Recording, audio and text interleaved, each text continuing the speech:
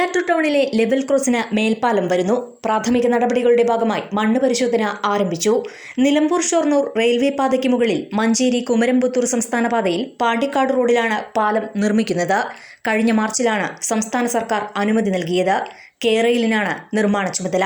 Southern railway general മാനേജറുടെ ഉത്തരവോടെയാണ് നിർമ്മാണ പ്രാരംഭ നടപടികൾ ആരംഭിച്ചത്. മണ്ണ് പരിശോധനയ്ക്ക് ശേഷം തുടർ നടപടികൾ ആരംഭിക്കും. പാലക്കാട് നിന്ന് മണ്ണാർക്കാട് വഴി മഞ്ചേരിയിലൂടെ കോഴിക്കോട്ടേക്കുള്ള പ്രധാന പാതയാണിത്.